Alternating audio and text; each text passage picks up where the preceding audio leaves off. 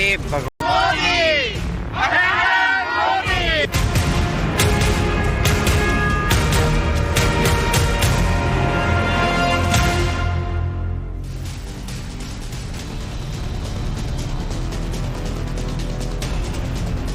नमस्कार, times now और भारत पर देश के सबसे पसंदीदा डिबेट शो राष्ट्रवाद में आपका स्वागत है।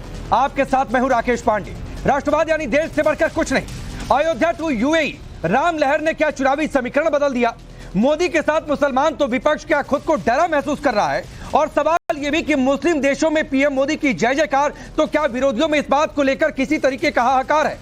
लेकिन सबसे पहले आपको अभी की सबसे ताजी तस्वीर दिखाता हूं। पीएम मोदी यूएई दौरे पर पहुंच चुके हैं। अबू धाबी में पीएम मोदी का स्वागत हुआ भव्य तरीके से। खुद वहां के राष्ट्रपति शेख मोहम्मद बिन जायद अल नाहयान ने पीएम मोदी का स्वागत किया।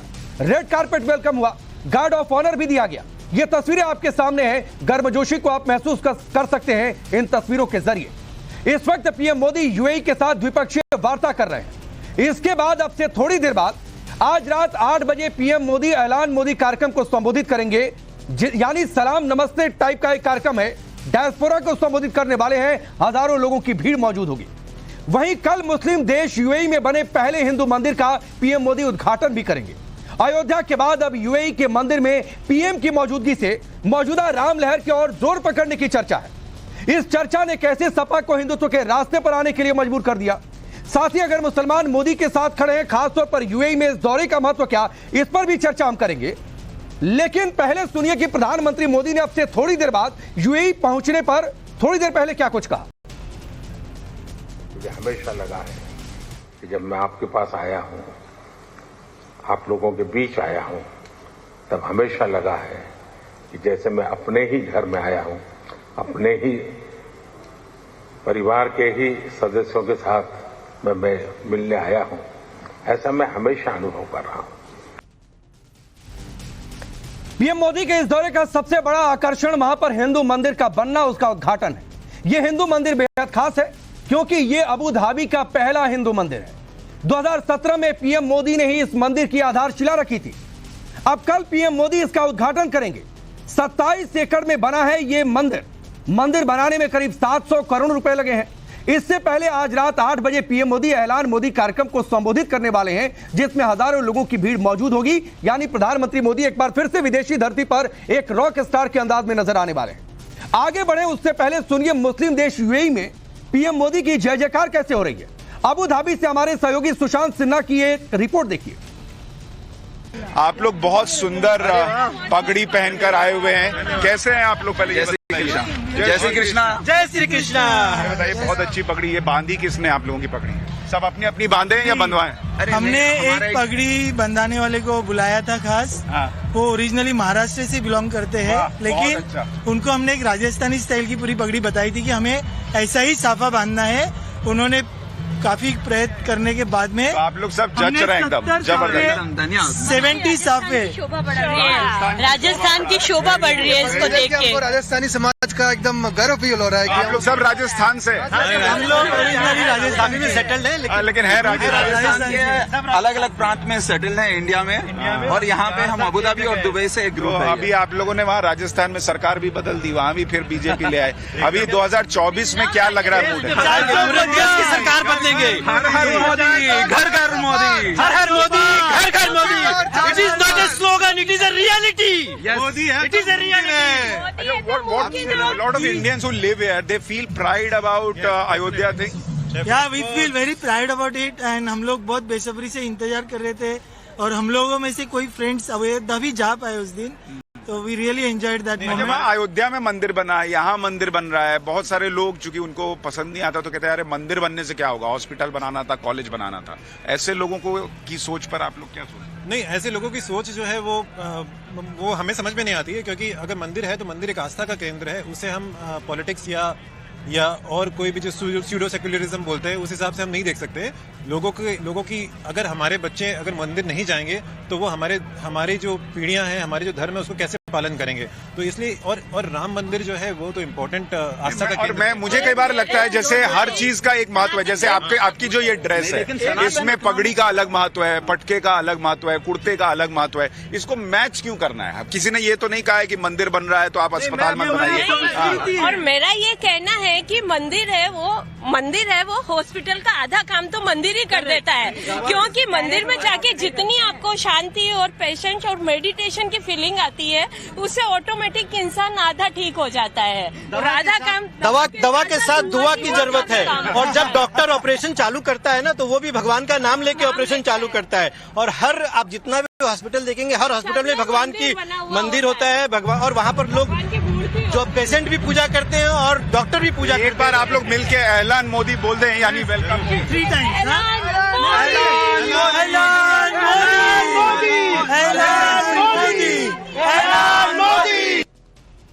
तो ये जिस स्टेडियम से आप रिपोर्ट देख रहे थे सुशांत सिन्हा की, वो स्टेडियम वहीं पर है जहां पर ठीक 8 बजे भारतीय समय के मुताबिक अब से थोड़ी देर बाद प्रधानमंत्री लोगों को संबोधित करने वाले हैं। वहां की भीड़ तस्वीर आपने देखी, लेकिन इन सबके बीच एक तस्वीर और आपको दिखाता हूं। भाजपा के मंदिर दर्शन के जवाब में समाजवादी पार्टी की शिव मुहिम नजर आई। दरअसल इटावा में अखिलेश यादव भव्य शिव मंदिर बनवा रहे हैं। बड़ी अच्छी तस्वीरें आप लोग ध्यान से देखिएगा। 10 एकड़ इलाके में भगवान शिव का यह भव्य मंदिर बन रहा है। शिवलिंग के लिए नेपाल से खास पत्थर भी आया है, जिसकी आज अखिलेश यादव और डिंपल यादव ने पूजा अर्चना की है। तो सवाल लोग पूछ रहे हैं और इस बात की चर्चा कर रहे हैं कि क्या 24 के बाद से ये हिंदुत्व वाला रास्ता है क्या? खैर, इन सब बातचीत और इंतजार लोग कर रहे हैं शाम 8 बजे का। लेकिन अब आपका परिचय मैं आज के मेहमानों से करवाता हूं। हमारे साथ अजय आलोक जी हैं, भारतीय जनता पार्टी के नेता और प्रवक्ता। अवधेश कुमार जी वरिष्ठ पत्रकार स्टूडियो में मौजूद हैं। मनोज काका जी समाजवादी पार्टी के नेता और प्रवक्ता, और डॉक्टर शुएब जमी जो कि चेयरमैन है इंडियन मुस्लिम फाउंडेशन के। आप सभी का बहुत बहुत स्वागत है। मनोज काका जी, मैं आपसे शुरू कर रहा हूं। ये तो देखिए अयोध्या के बाद प्रधानमंत्री मोदी यूएई में है, मंदिर का उद्घाटन लोग चर्चा कर रहे हैं, और एक तस्वीर आज इटावा से बड़ी अच्छी नजर आ गई कि अखिलेश यादव डिंपल यादव ने साथ में पूजा अर्चना की है। यानी इसको देखा कैसे जाए? आप लोग हिंदुत्व के रास्ते पर आ रहे हैं या भाजपा का मंदिर दर्शन का जवाब है ये? जरा लाइट जलाना। नहीं राकेश जी, मैं समझता हूं कि आपको थोड़ी सी दृष्टि अपनी ठीक करने की जरूरत है। भारतीय जनता पार्टी के दृष्टि से आप नहीं, एक पत्रकार के दृष्टि से सवाल करिए। आप साथी हैं, खूब चीखते चिल्लाते भी हैं, मुझे अच्छा भी लगता है। आप अपने संवाद में बुलाए हैं तो ठीक से। समाजवादी पार्टी का जहां तक आपने सवाल किया, समाजवादी पार्टी संवैधानिक पार्टी है और आपको मैं समझता हूं कि धर्म के साथ साथ धर्म के तो आप मर्मज्ञ लग ही रहे हैं, भक्त के साथ साथ मर्मज्ञता के साथ आप कम से कम संविधान का भी थोड़ा मर्मज्ञता हासिल करिए। और समाजवादी पार्टी एक पंथ निरपेक्ष पार्टी है और राष्ट्रीय अध्यक्ष जी हिंदू हैं, आप तो जानते हैं, यह सर्टिफिकेट आपसे तो लेना नहीं पड़ेगा। और वो जो आस्था है वो आज आपने पहली बार आपने देखा उनको पूजा करते हुए, हम लोग तो जानते हैं कि वो हमेशा से पूजा करते हैं।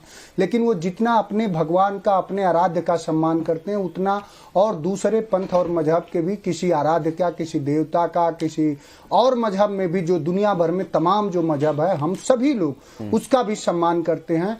और शंकर को तो आप जानते होंगे देवाधिदेव कहा गया है, गॉड्स ऑफ द गॉड्स कहा गया है।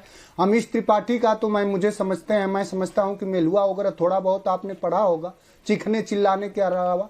तो शंकर भगवान तो घटी शंकर भगवान को तो रामायण, अगर आलोक भाई बताएंगे, रामचरितमानस में मर्यादा पुरुषोत्तम पौराणिक राम ने कहा कि हमारे आराध्य शंकर हैं। तो अब महादेव शंकर का मंदिर बन रहा, आप भी आइए, उसमें समाजवादी घूंट लीजिए, मानवता इंसानियत का लीजिए। और मोदी जी यूएई में गए हैं, एक मुस्लिम देश इतना उनका स्वागत कर रहा है, कितनी अच्छी बात है। और हम एक किस तरह से हम अपने यहाँ मुसलमानों को तिरस्कार और घृणा से देखते हैं, इस पर भी सवाल होना चाहिए। समाजवादी पार्टी हमेशा से अपने धर्म के साथ साथ दूसरे भी धर्मों का पालन और सम्मान करती है, ये आप जानिए। मनोज काका जी, मुझ पर तंज कसने की बजाय अगर सर आप मेरे सवाल की लाइन पर रहे होते तो मुझे थोड़ा सा अच्छा लगता। तंज कसना आपका अधिकार है, आप उस अधिकार का पालन करिए, मुझे उसमें कोई दिक्कत नहीं है। लेकिन राम जी का बुलावा नहीं आया, विधानसभा के अध्यक्ष भी कह रहे हैं तो भी नहीं जा रहे हैं। मैंने पहले भी सवाल पूछा था कि यह बुलावा 24 चुनाव के बाद आएगा कि पहले आएगा, इसका भी जवाब अभी तक किसी सपा प्रवक्ता ने नहीं दिया। सवाल था कि क्या ये भाजपा के मंदिर दर्शन की काट है, वो भी आप नहीं बोल रहे हैं। खैर ठीक है, आपका तंज मुझे कबूल है, मुझे उसमें कोई दिक्कत नहीं है, लेकिन अगर मेरे सवाल का जवाब मिला होता तो मुझे ज्यादा खुशी होती। राकेश भाई सुन, राकेश जी, भाजपा कौन दर्शन कराएगी जो मर्यादा पुरुषोत्तम के किसी आदर्श को नहीं मानती है। आज इस देश में किसानों पर, अन्नदाताओं पर गोली चलाई जा रही है, उन पर बर्बरता से आंसू गैस के गोले, उस भाजपा से कौन सीखेगा?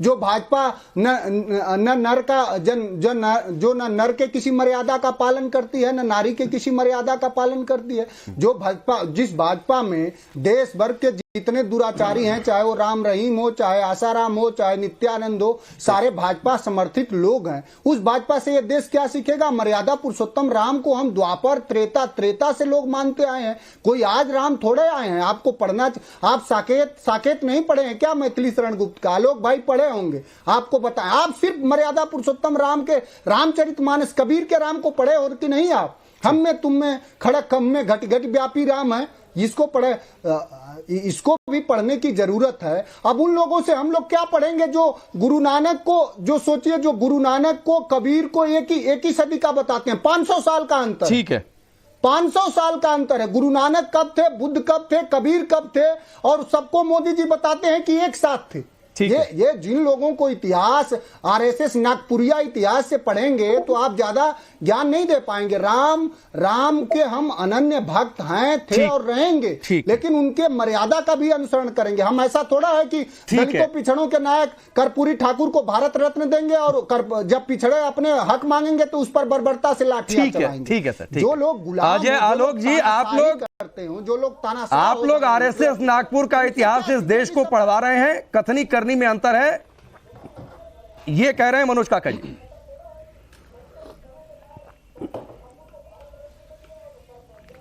देखिए, मनोज काका जी भारतीय इतिहास और भारतीय सभ्यता के बारे में बहुत जानते हैं, लेकिन कभी कभी बेचारे फंस जाते हैं, क्योंकि जिस पार्टी को बिलोंग करते हैं वो तो इस देश में भारतीय इतिहास नहीं, वो तो फारसी इतिहास और काबा का इतिहास पढ़ाने में ज्यादा यकीन रखती है।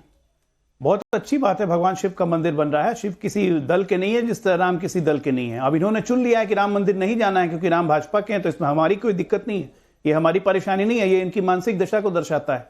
इनके पार्टी के नेता, इनके पार्टी किस ढंग से सोचती है कि अयोध्या जाएंगे तो मुसलमानों का वोट नहीं मिलेगा, तो इसलिए नहीं जाएंगे अयोध्या लोकसभा चुनाव तक। कर दे दीजिए इनको मुसलमानों का वोट ज्यादा प्यारा है, राम लल्ला के दर्शन प्यारे नहीं है।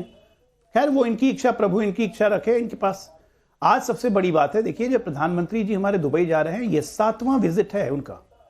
9.5 साल ऑफिस में, 9.25 साल हो गए उनको ज्वाइन करने के बाद, एक प्रधानमंत्री के रूप में उनका 7वां विजिट है। इसी से समझिए कि भारत अपने रिश्तों को दुबई के साथ और यूएई के साथ कितने मजबूती के साथ आगे ले जा रहा है। एक भारतीय प्रधानमंत्री को रिसीव करने के लिए दुबई के अमीर बिन जायद साहब, उनको प्रेसिडेंट एयरपोर्ट पे आए, ये हमारे भारत के लिए कितने सम्मान की बात है। और यूएई जो एक इस्लामिक नेशन है, आज प्रधानमंत्री जी के प्रयासों के कारण वहां यूएई सरकार ने अपने पैसे से अपनी जमीन देके वहां पे एक हिंदू मंदिर बनवा रही है। ये कितने गर्व और सम्मान की बात है, ये पूरे भारतीयों का पूरे विश्व में सम्मान की बात है। ठीक है, निमित्त है, प्रधानमंत्री जी तो निमित्त है, उनको इस कार्यों के लिए चुना गया था। ये कार्य पहले भी हो सकते थे लेकिन किसी ने नहीं किया, प्रधानमंत्री को चुना गया, तो प्रधानमंत्री तो निमित्त मात्र है।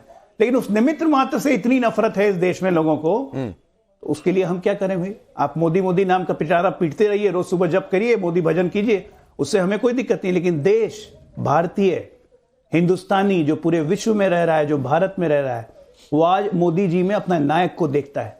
आप बताइए राकेश जी, यहाँ बैठे हुए पैनल पे मनोज भाई बहुत अच्छे मित्र हैं मेरे, मैं उन्हीं से पूछता हूं, एक प्रधानमंत्री भारत का बता दीजिए जो लगातार तीसरी चुनाव में जिसकी पॉपुलैरिटी बढ़ते चली गई हो। नेहरू जी का भी अगर 3 बार लगातार प्रधानमंत्री बने तो लगातार उनका वोट परसेंटेज और पॉपुलैरिटी गिरती गई है। ये ऐतिहासिक रिकॉर्ड है, मैं गलत नहीं बोल रहा हूं। और अकेला प्रधानमंत्री मोदी है जिसका हर चुनाव में पॉपुलैरिटी और वोट परसेंटेज बढ़ते जा रहा है। ये अंतर है। देश को सही मायनों में नायक मिला है, नफरत करना छोड़िए, प्रोग्रेसिव पे चलिए, राजनीति चलती रहेगी, देश को आगे बढ़ना चाहिए। मनोज काका जी, आप जवाब दे दीजिए, मैं एक सवाल और ऐड कर देता हूं। जो बातें अजय आलोक जी ने कही हैं कि सर यहां तो एक मंदिर बने, उसके लिए कितनी बड़ी लड़ाई हुई, गोलियां तक चल गई आप लोगों की सरकार में। वहां तो प्रधानमंत्री मोदी ने आज कहा है कि मैंने तो एक बार रिक्वेस्ट की थी, उसके बाद तुरंत जमीन मिली, मंदिर बन गया।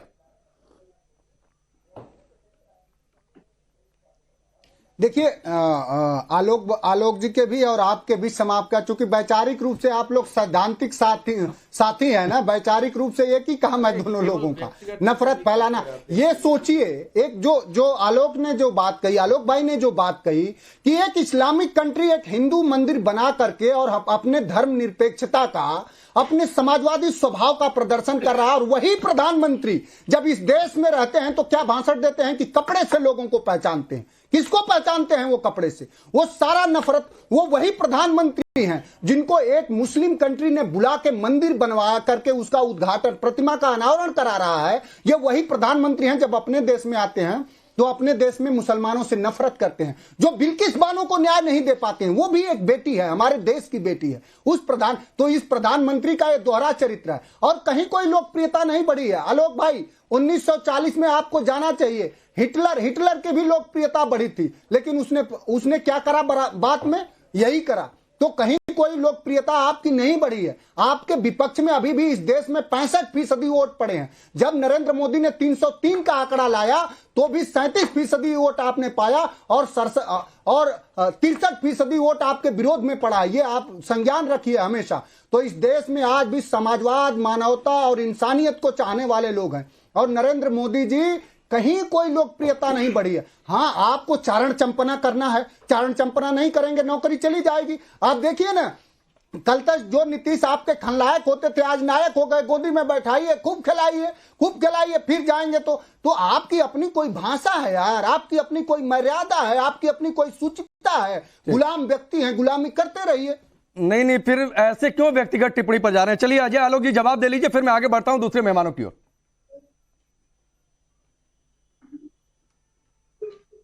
नहीं, मैं कुंठित और निराश व्यक्तियों की टिप्पणी से मैं आहत नहीं होता हूं। मैं छोड़ देता हूं कि चलो प्रभु इनको माफ करना, अभी ऐसे ही बोलेंगे।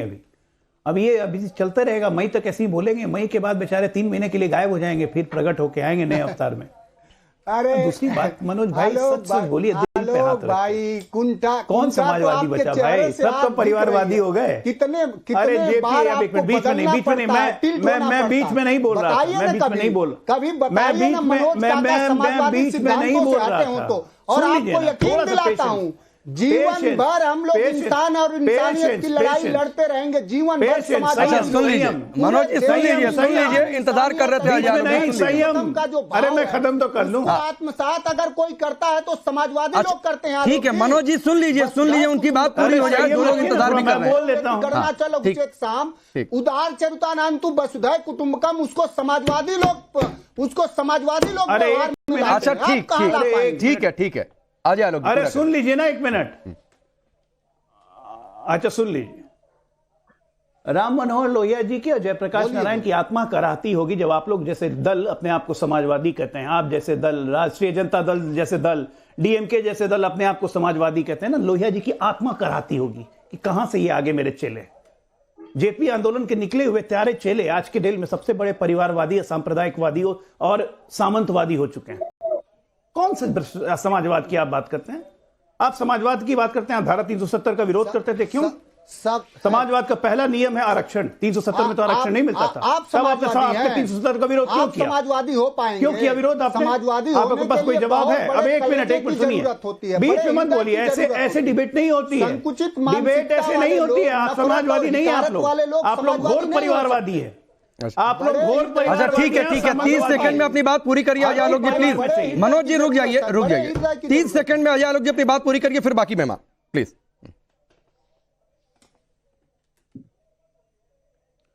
देखिए, आज गर्व का दिन है, आज लड़ने भिड़ने का दिन नहीं है, आज गर्व का दिन है कि हमारा हिंदू मंदिर का उद्घाटन रामलला के बाद 22 तारीख के बाद यूएई में होने जा रहा है और यूएई से हमारे संबंध प्रगाढ़ होते जा रहे हैं। मुस्लिम देशों से हमारे संबंध ऐसे प्रगाढ़ हुए मनोज भाई कि आप याद कीजिए कि अभी कतर में जब नौसैनिकों को मौत की सजा सुनाई गई थी, उनको सकुशल रिहा वापस करवा के मोदी जी ले आए। ये मोदी है तो मुमकिन है, नहीं तो संभव नहीं था, क्योंकि कतर के राष्ट्रपति से बात की, फिर न्यायालय में अपील करने का अधिकार मिला, फिर सुनवाई हुई और सकुशल रिहा के वापस आए।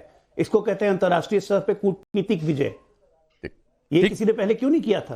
पहले तो कहीं भी हिंदुस्तानी फंस जाता था, कोई मतलब ही नहीं। ठीक है, ये बड़ी बात है अजय आलोक जी, मैं फिर आता हूं। सैनिकों की, हमारे सैनिकों की, ठीक है, इनकी कीमत है, ये हमारे गर्व हैं। ठीक है शुएब जमई, आप लोग तो कहते हैं कि प्रधानमंत्री मोदी मुसलमानों के सबसे बड़े विरोधी हैं। आप देखिए तो तस्वीर कुछ अलग कह रही है। अलग तरीके का माहौल है वहां पर यूएई में। देखिए, दो तरीके से आईना दिखाया जाता है। एक तरीका होता है कि आपके सामने मुंह पर बोल दिया जाता है कि भैया आप जो हैं मुस्लिम विरोधी हैं। दूसरा तरीका ये होता है कि आपकी बातें मान करके और आपसे एक बड़ी लकीर, जो लकीर आपने खींची है, उस लकीर से बड़ी लकीर खींचने के बाद ये आपको जताया जाए कि जिस देश के आप प्रधानमंत्री हैं वहां तो आपने हिंदुत्व संगठनों को मस्जिद और मजार तोड़ने की आजादी दे रखी है, और हम एक हिंद मुस्लिम राष्ट्र होते हुए भी आपके कहने पर आपकी भावनाओं का सम्मान करते हुए, जबकि सारे लोग इस्लाम को मानने वाले हैं, राजा से लेकर सब कुछ, हमने आपके लिए एक बड़ी मंदिर बनवाई है। देखिए, चूंकि यूएई तो एक कमर्शियल हब भी है और एक मुस्लिम राष्ट्र भी है, वहां के हमारे लाखों हजारों हिंदू भाई बहन रह के वहां पे जो है रोजी रोटी कमाते हैं, उनकी धार्मिक जरूरतें हैं, उनकी भावनाओं का सम्मान है। इस्लाम किसी पे अपना धर्म जबरन नहीं तो भावनाओं का सम्मान तो यहाँ भी कर लेना चाहिए था ना शोएब जमई। और अवधेश जी, एक आईना तो ये भी हो सकता था कि वहां तो इतने विवादों के बाद, इतनी लंबी लड़ाई के बाद मंदिर बना, यहाँ तो सिर्फ एक रिक्वेस्ट पर मंदिर बन गया।